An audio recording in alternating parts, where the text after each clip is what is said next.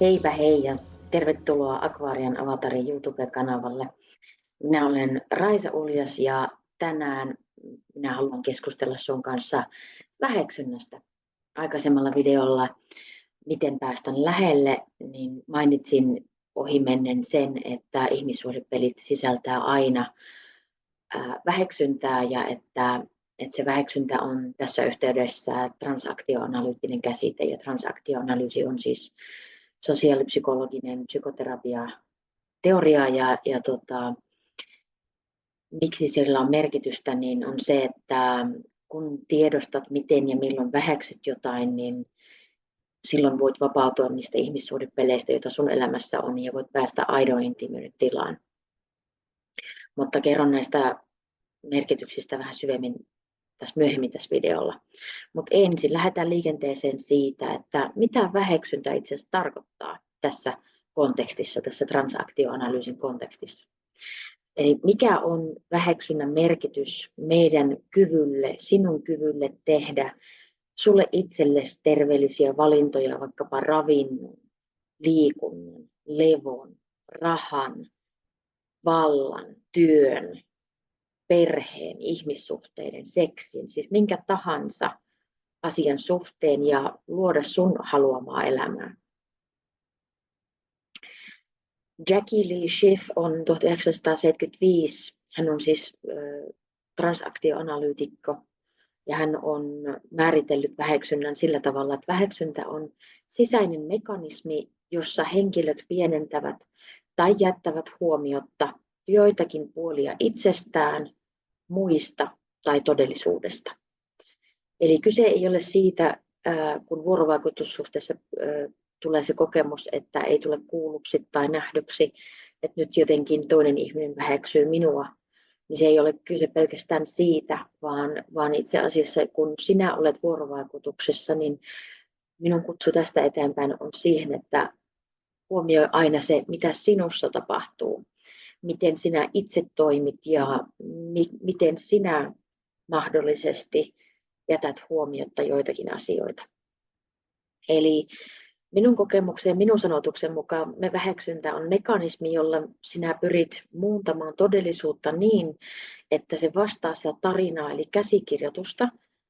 Käsikirjoitus on taas transaktioanalyyttinen termi. Käsikirjoitusta, jonka sinä olet luonut itsellesi varhaisessa lapsuudessa. Ja se käsikirjoitus ja väheksyntä vahvistaa sitä asemaa, johon sinä olet itsesi asettanut. Ja sinä olet oppinut asettamaan sen käsikirjoituksen mukaisesti. Tämä on ikään kuin se sinun rooli. Ja se tarkoittaa sitä, että väheksyntä on portti siihen, että sinä aina vain syvemmälle kaivat itse sinne poteroon, eli kuoppaan, josta on vähän vaikeampi aina päästä pois. Ja käsikirjoitus, niin kuin sanoin, niin se on myös tämmöinen transaktioanalyyttinen termi, ja sillä viitataan siihen, että se on käytännössä siis nippu erilaisia strategioita, jotka sinä olet luonut selvitäksesi hengissä lapsena. Eli olet pyrkinyt saamaan sun kasvattajien, sun hoivajien hyväksynnän. Kun saat hoivajien hyväksynnän, niin se tarkoittaa sitä, että pysyt hengissä. Mutta se on myös ollut siis, käsikirjoitus on myös ollut nippu niitä strategioita, joilla sinä olet luovinut eri tilanteissa ja joilla sinä olet pyrkinyt ratkaisemaan erilaisia tilanteita ja asioita sun elämässä, jotka sinä olet silloin lapsena kohdannut. Mutta ne on myös niitä strategioita, joilla sinä olet oppinut olemaan yhteydessä. Haasteellista tässä nyt on siis se, että kun nuo strategiat on aikoinaan sun lapsen maagisella mielellä luotuja, ne toimivat silloin, kun sinä olit lapsi, mutta koska ne on tähän lapsuuden aikaan kiinni jääneitä strategioita, niin ne ei palvele enää aikuisessa vuorovaikutuksessa. Eli ne ei ole oikeasuhtainen ja oikea-aikainen vastaus tämän hetken todellisuuden tilanteisiin.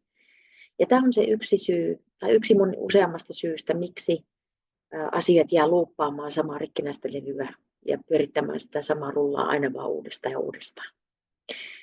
Ja näissä luupeissa on kyse niistä toistuvista tilanteista, joista sinä löydät itsesi ja päädyt kokemaan itsellesi tyypillistä pahaa oloa. Ja tuota tyypillistä pahaa oloa nimitetään käsikirjoitustunteeksi, koska se on se tunne, jonka lapsen minätilan maaginen ajattelu luulee ratkaisevan kaikki eteen tulevat ongelmat. Eli aina kun minä toistan nyt tätä asiaa, niin kyllä se tällä tavalla ratkeaa. Minä itse nimitän tuota käsikirjoitustunnetta suosikkipaskafiilikseksi. Sen takia, että se on se semmoinen, että tämä on minulle niin tuttua, tässä on kiva rypeä ja onpas tämä nyt niin ihanaa, että tämä on niin turvallisen ikävää ja tässä minä viihdyn. Mutta mikä on sinun suosikkipaskafiilis? Mikä on se sinulle tyypillinen huono olo, johon sinä päädyt yleensä vuorovaikutussuhteissa tai sun oman pään sisäisessä keskustelussa? Mistä sellaisesta tyypillisestä toistuvasta ja yleensä stressaavassa tilanteessa ilmenevästä fiiliksestä sinä löydät itsesi? Ehkä tarkennan vielä sen, että lapsen minätila on se tila, jossa sinä koet niitä samoja tunteita, ajatuksia ja kehollisia aistimuksia kuin sinä koit lapsena ollessasi. Ja lohdullista tässä on se, että kun tuo kokemus integroituu ja ne menneet tapahtumat integroituu, niin se kokemus siitä lapsen minätilasta myös muuttuu. Se muuttuu vastaamaan tämän hetken tilannetta. Eli me pystytään päivittämään meidän omia versioita, niitä strategioita, miten me ollaan vuorovaikutuksessa. Elikkä väheksyntä liittyy siis tilanteisiin, joissa me halutaan ratkaista jokin ongelma. Oli se sitten vuorovaikutuksessa, suhteessa johonkin ihmiseen, meidän taloustilanteeseen, meidän työtilanteeseen, seksiin, mihin ikinä. Niin meillä on 2 vaihtoehtoa. Eli me voidaan toimia meidän aikuisesta minätilasta käsin, eli me voidaan käyttää kaikkia tämän aikuisen minätilan kykyjä, eli ajattelua, tuntemista ja toimintaa, ratkaistaksemme tämä ongelma tai tämä asia. Tai sitten me voidaan mennä meidän käsikirjoitukseen. Ja aikuisen minätila on tässä ja nyt hetkessä toimiva tietoisuuden tila. Eli me toimitaan tämän hetken faktojen perusteella ja se on yksinkertaisuudessaan läsnäoloa ilman menneisyyden taakkaa ja tulevaisuuden ahdistusta.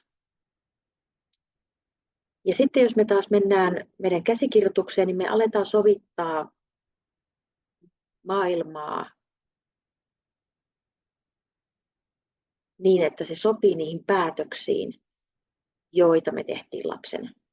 Eli me käytännössä suljetaan tietoisuudestamme joitakin puolia tilanteesta pois. Mutta se ei ole pelkästään sitä, että me väheksytään jotain, että me ikään kuin painetaan pois, vaan se voi olla myös itse asiassa tämmöinen suurentelu, grandiositeetti. Eli me voidaan liioitella jotakin asiaa niin, että me ikään kuin tehdään siitä niin iso, että meillä ei ole mitään mahdollisuutta toimia siinä tilanteessa ja sitten me päädytään olemaan aina vain siinä samassa passiivisessa tilanteessa. Ja tästä päästään siihen, että yleensä väheksyntä johtaa siihen, että sen sijaan, että me toimittaisiin tästä aikuisesta minätilasta käsin ja me ajateltaisiin, tunnettaisiin ja toimittaisiin aktiivisesti, niin me mennään käsikirjoitukseen ja sitten kun me mennään käsikirjoitukseen, niin me ei enää pyritä aktiivisesti ratkaisemaan tilannetta, vaan me vetäydytään passiivisuuteen. Koska se passiivisuus mahdollistaa sen symbioottisen suhteen, joka meillä oli lapsena meidän hoivaajiin, ja me voidaan vahvistaa sitä meidän käsikirjoitusta, sitä meidän tarinaa ja toistaa sitä samaa luuppia ja sitä samaa suosikkipaskafiilistä.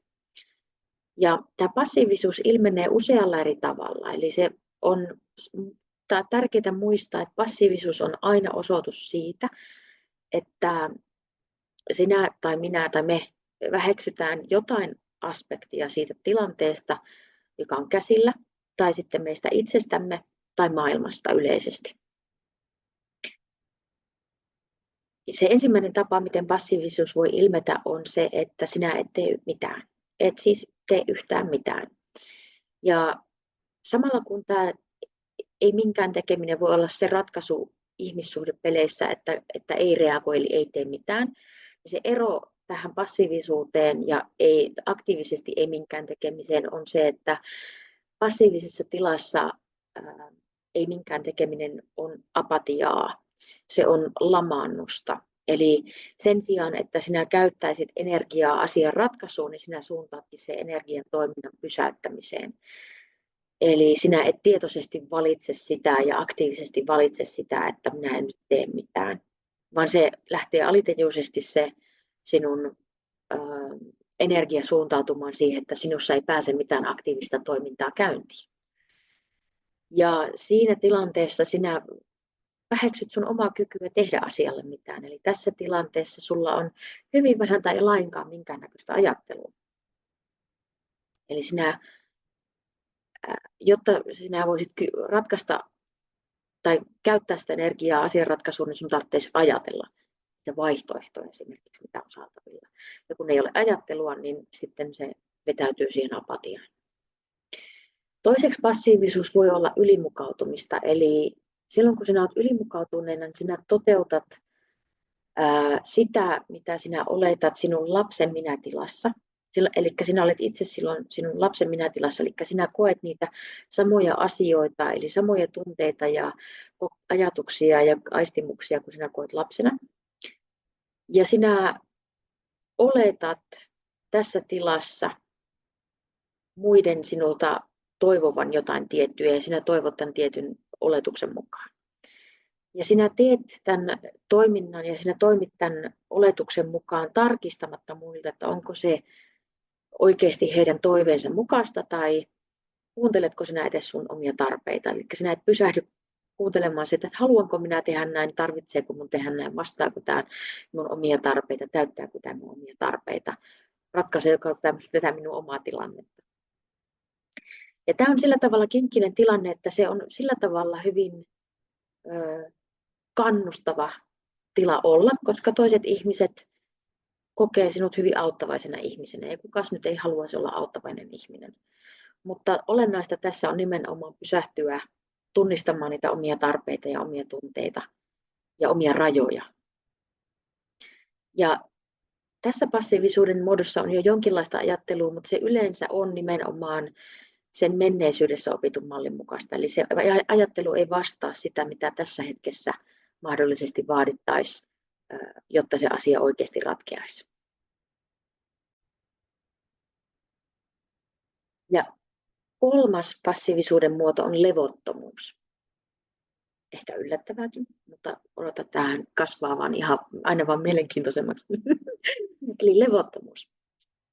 Ja tässäkin on se väheksyntä sitä kohtaan, että minä en kykene ratkaisemaan tätä ongelmaa, minä en kykene ratkaisemaan tätä asiaa. Eli väheksytään omaa kykyä ongelmanratkaisuun. Ja tyypillistä tälle passiivisuuden muodolle on epämiellyttävä olo, ja niitä voi olla epämiellyttäviä oloja vähän erilaisia, mutta sinä pyrit lievittämään sitä epämiellyttävää oloa semmoisella tarkoituksettomalla, toistuvalla toiminnalla.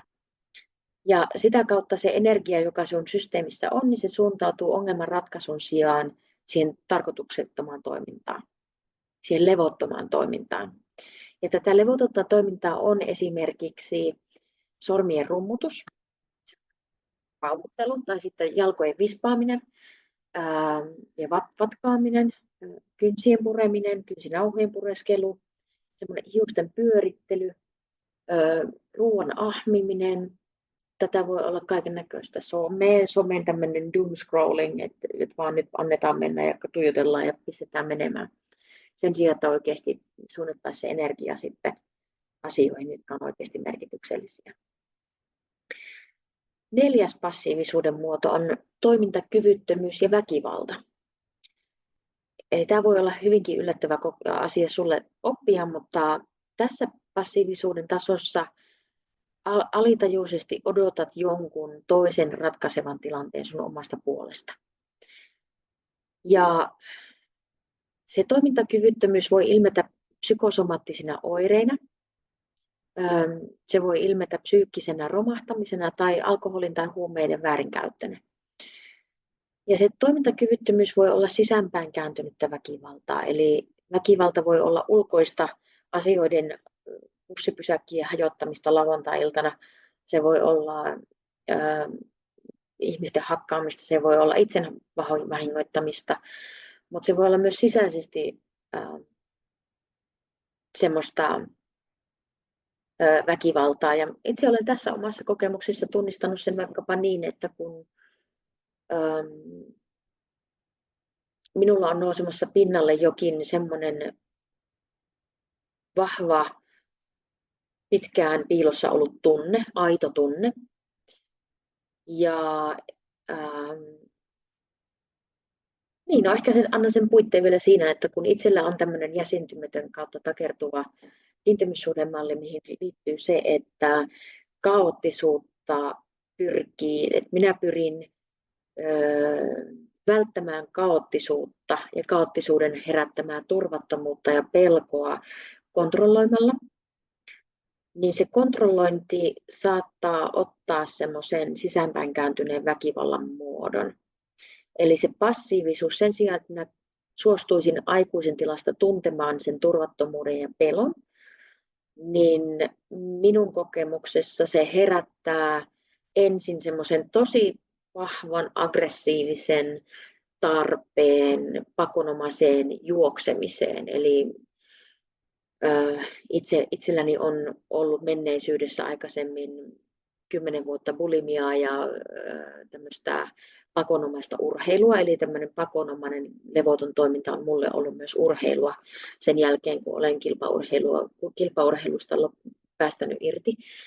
Ja nyt kun en ole sitä tehnyt, vaan olen istunut sen ärsykkeen ja sen impulssin kanssa ja antanut itseni olla sen levottoman juoksutarpeen kanssa, niin sitten se onkin kääntynyt semmoiseksi sisäänpäin kääntyneeksi pihaksi, joka haluaa rankaista itseäni siitä, että sillä tavalla, että minä ahmin nyt itseni niin täyteen ja kipeäksi, että minun on pakko vaan oksentaa ja voida pahoin. Ja se on hyvin rankka tilanne ja rankka tila mun keholle, kenen tahansa keholle. Ja sitten kun en teekään niin, ja jälleen istun sen impulssin kanssa, että en rupeakaan ahmimaan, enkä rupea viemään energiaa niin kuin tämmöiseen toimintaan ja sitten siihen scrollaamiseen ja muuhun, vaan istun sen kanssa, niin sitten se viha alkaakin ja se väkivalta alkaa hellittää ja minä alan päästä käsiksi siihen aitoon tunteeseen. Ja se vie vain muutaman minuutin, muutaman hetken, kun se tunne on siinä käsillä, mutta se on saattaa olla tämmöisen pienen ketjureaktion, pienen prosessin päässä, että sitä pääsee tuntemaan. Mutta se on juurikin se tie sieltä käsikirjoituksesta, sieltä luupeista siihen aitoon tämän hetken kokemukseen. Ja tämä sisäänpäin kääntynyt väkivalta, niin kuin se ehkä tästä minun omasta esimerkistä ehkä kävi ilmi, niin tässä pyritään siis purkauttamaan sitä energiaa, joka siinä levottomuudessa on lähtenyt pakkautumaan, niin joko itseä kohtaan tai sitten toisia ihmisiä tai julkisia tiloja kohtaan. Ja se on tämmöinen äärimmäinen pyrkimys saada toiset ihmiset ratkaisemaan tämä ongelma. Ja sen takia minulla onkin sinulle kysymys, että millaisia passiivisen käyttäytymisen muotoja sinä tunnistat sun omasta elämästä? Ja millaisiin tilanteisiin ne liittyy? Ja mitä sinä väheksyt noissa tilanteissa? Eli mieti semmoinen konkreettinen tilanne, joka toistuu sun elämässä. Eli palauta sun mieleen joku semmoinen konkreettinen toistuva tilanne sun elämästä, jossa sinä tunnistat toimivasi itse jollakin edellä mainituista passiivisen käyttäytymisen tavoista, eli et tee mitään, menet ylimukautuneeseen tilaan, oot levoton tai sitten oot toimintakyvytön tai väkivaltainen. Niin mikä se tilanne sulla on? Millainen tilanne se on? Ja minkä passiivisuuden muodon sinä tunnistat siinä olevan kyseessä? Entä miten sinä itse toimit tuossa tilanteessa? Minkälaisen käyttäytymismallin, minkälaisen prosessin sinä yleensä käyt läpi? Mihin luuppiin se sinut vie?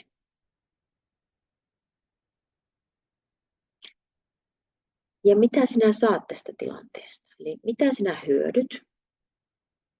Ja se hyöty on sitä, että mitä sinä vältyt ajattelemasta, mitä sinä vältyt toimimasta, mitä sinä vältyt tuntemasta. Mulla se oli se, että minun ei tarvinnut kokea sitä aivan jäätävää kauhua ja pelkoa jostain mun menneisyydestä, joka oli vielä käsittelemättä. Mutta mitä se sulle on?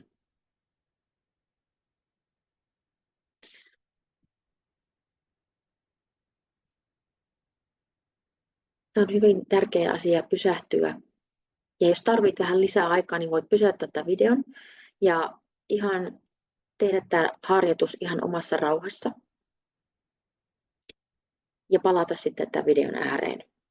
Me jatketaan sillä, että mitä asioita voi väheksyä, millaisilla tavoilla se näyttäytyy ja miten sitä voi lähteä karsimaan omasta elämästä. Eli tiivistetysti me voidaan väheksyä tilannetta, merkitystä, ratkaisuja, taitoja, strategioita ja omaa kykyä myöskin menestyä, ikään kuin lupaa menestyä 6. Ja mitä se tarkoittaa nyt sitten yksityiskohtaisemmin, niin se tarkoittaa sitä, että me voidaan väheksyä jonkin ärsykkeen, jonkin ongelman, jonkin vaihtoehdon olemassaoloa. Me voidaan väheksyä jonkin ongelman, jonkin vaihtoehdon, jonkin ärsykkeen merkitystä. Me voidaan väheksyä omia mahdollisuuksia muuttaa sitä tilannetta ja niitä vaihtoehtoja, nimenomaan niitä vaihtoehtoja muuttaa sitä tilannetta. Eli että minulla ei ole muuta vaihtoehtoa, minun on pakko toimia juuri näin, koska minulla ei ole muita vaihtoehtoja. Niin se on jo heti hälytysmerkki siitä, että nyt minä väheksyn itseäni tai omia mahdollisuuksia muuttaa tilannetta, kun minulla on vain tämä yksi ainoa vaihtoehto. Minä en voi muuta kuin oikein semmoinen dramaattinen fiilis, että minun oli pakko toimia näin. Mutta sitten se 4. on se, että ne omat henkilökohtaiset kyvyt, en minä osaa, en minä kykene, ei minulla ole koulutusta, en minä tiedä. Ja miten se näyttäytyy nyt sitten vaikka konkreettisena esimerkkinä vaikkapa perhetilanteessa, niin on se, että jos perheessä on pieni vauva ja tämä vauva itkee, niin sen sijaan, että nämä vanhemmat tai nämä hoitajat, hoivaajat huoltaisi sen vauvan ja hoitaisi vauvaa ja ottaisi sen syliin ja rauhoittaisi ja säätelisi sen vauvan kanssa sitä tunnekokemusta tai täyttäisi sen tarpeen nälän suhteen tai sitten vaippojen vaihdon suhteen, niin ne hoivaajat meneekin nukkumaan. Eli väheksytään sen vauvan itkemisen eli sen ongelman olemassaoloa. No sitten, että miten voidaan väheksyä vaikkapa sitä ongelmaa, niin on se, tai sen ongelman merkitystä, eli sen vauvan itkemisen merkitystä, niin se on se, että vauva itkee aina tähän aikaan, niin ei sitä merkitse mitään, että ei siinä ole mitään erikoista, että se on ihan normaalia. Sitten taas niitä vaihtoehtoja voi väheksyä sillä tavalla, että ei sitä vauvaa kuitenkaan koskaan voi saada tyytyväiseksi, eli ei ole mitään, mitä me voin tehdä. Sitten taas niitä omia henkilökohtaisia kykyjä toteuttaa se muutos voi väheksyä sillä tavalla, että no sinä olet tuommoinen, niin kyllä sinä pystyt sen toteuttamaan, mutta en minä pysty vaihtamaan vaippaa, en minä pysty ruokkimaan vauvaa, en minä osaa pidellä vauvaa sylissä, en tiedä miten pidetään vauvaa sylissä, ei mulle. Tämä on hyvin semmoisia yksinkertaistettuja, hyvin simppeleitä esimerkkejä siitä, miten näitä olemassaoloa, merkitystä, vaihtoehtoja ja omia kykyjä voi väheksyä. Mainitsin tässä myös sitä, että sitä väheksyntää on 3 tyyppistä. Eli ärsykkeen väheksyntää, ongelman väheksyntää ja vaihtoehtojen väheksyntää. Mutta se, miten me päästään pois sieltä väheksynnästä, on se, että me korvataan se väheksyntä huomioon ottamisella. Eli me pyritään laajentaa sitä meidän tietoisuutta.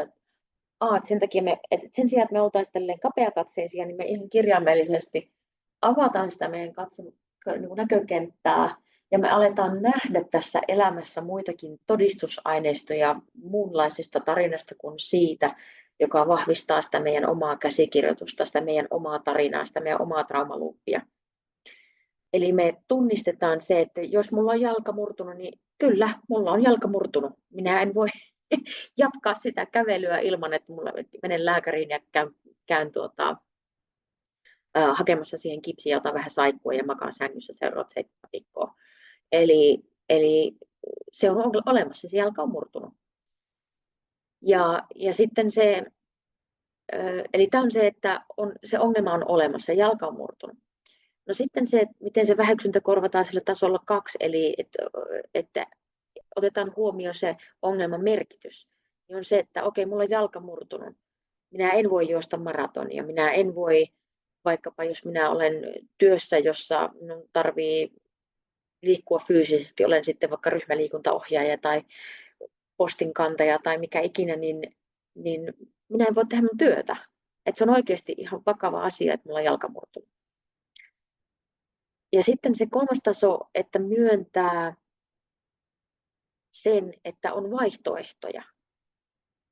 Että ainoa vaihtoehto ei ole se, että nyt minä vaan sitkeästi menen jalkamurtuneena töihin ja nyt minä vaan sinnittelen tämän asian kanssa ja kyllä minä olen aina pärjännyt, minä pärjään kyllä tämänkin kanssa. Niin myöntää sen, että tälle asialle voi tehdä jotain. Tälle asialle voi tehdä jotain niin, että menen lääkäriin, haen sille kipsin, otan sairaslomaa, annan sen eheytyä, kun sain sairaslomaa, niin saan sitten toimeentulon sitten vaikkapa sairasloman palkasta. Toki yrittäjänä se voi olla eri asia, mutta tämä on nyt vain yksi vaihtoehto. Eli tässä tasossa voi keksiä kaikennäköisiä hulluja vaihtoehtoja. Kaikkien vaihtoehtojen ei tarvitse olla järkeviä tai edes jollain tavalla varten otettavia, vaan jotta me saadaan ne itsemme pois sieltä, tämä on ainoa vaihtoehto ajattelusta, niin me voidaan keksiä se, että no minäpä valitan tälle kasville, että tiedätkö, mulla on jalka murtunut. Niin se on vaikka yksi vaihtoehto. Ei se ehkä hirveästi auta sitä asiaa, että jalka on murtunut, mutta se on ainakin vaihtoehto sille, että menen jalkamurtuneena töihin. Sitten se taso 4, eli sen sijaan, että väheksyisi niitä omia kykyjä tehdä asialle jotain, niin itse asiassa tunnistankin, että on jotain, mitä minä voin tehdä.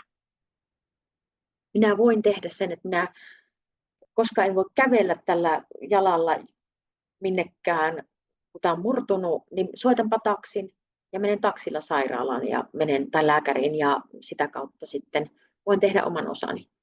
Minun ei tarvitse vaan sitten maata, että voi, kun minulla on jalka murtunut ja miten joku tulisi minua sitten viemään lääkäriin. Voi myös itse soittaa apua, pyytää kaveria apuun ja antamaan kyydin vaikkapa. Vaihtoehtoja ja kykyjä aina on. Ja se voimaantuminen tässä on se, että minä teen oman osani. Se on ihan sama, mitä ne muut tekee. Se voimauttava elementti tulee siitä, että minä teen oman osani. No sitten, miten me päästään tietoiseksi siitä, että me väheksytään.